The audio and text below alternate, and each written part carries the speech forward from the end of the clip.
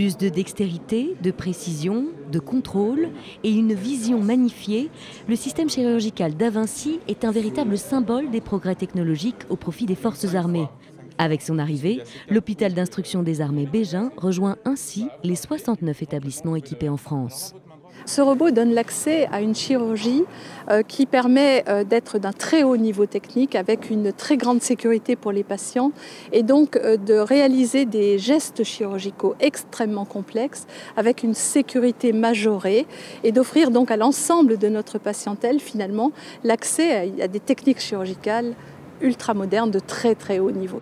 Un robot qui présente non seulement un avantage pour le chirurgien mais aussi pour le patient. Diminution du saignement, du risque infectieux, de la douleur post-opératoire, ainsi que des périodes d'hospitalisation et de convalescence.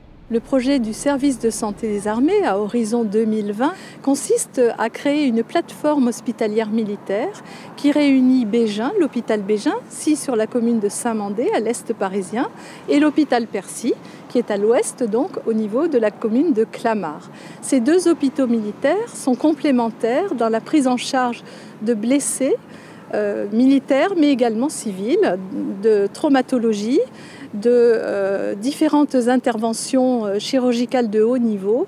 Et Bégin possède en plus une capacité de prise en charge des crises sanitaires infectieuses. Percy étant, lui, un trauma center, avec également, comme vous le savez, un centre de traitement des brûlés. Autre innovation, la mise en place d'un laboratoire de sécurité biologique de niveau 3. Un espace de confinement pour protéger les personnels et l'environnement de toute contagion pendant l'analyse d'échantillons infectés, comme ce fut le cas notamment pendant l'épidémie d'Ebola. Quand une alerte tombe, on va activer les personnels qui sont spécifiquement habilités pour travailler dans le laboratoire P3. On va recevoir des échantillons biologiques qui ont été prélevés chez les patients suspects ou possibles, et on reçoit ces échantillons dans des emballages spéciaux qui s'appellent des triples emballages. Le personnel va s'habiller avec un protocole qui est très strict.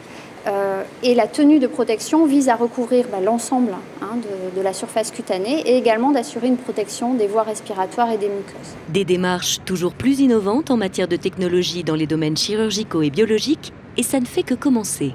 Début 2017, nous disposerons au niveau de la plateforme hospitalière militaire à l'est d'un hôpital Bégin entièrement rénové, très neuf, ultra moderne, avec des capacités chirurgicales de très haut niveau, des capacités infectieuses de haut niveau et puis un plateau technique extrêmement moderne qui pourra être mis à la fois au service de la population des environs, mais également au service bien sûr des forces armées, puisque nous continuons à côté de tout ça à participer au contrat opérationnel et à envoyer nos personnels sur les théâtres d'opérations extérieures.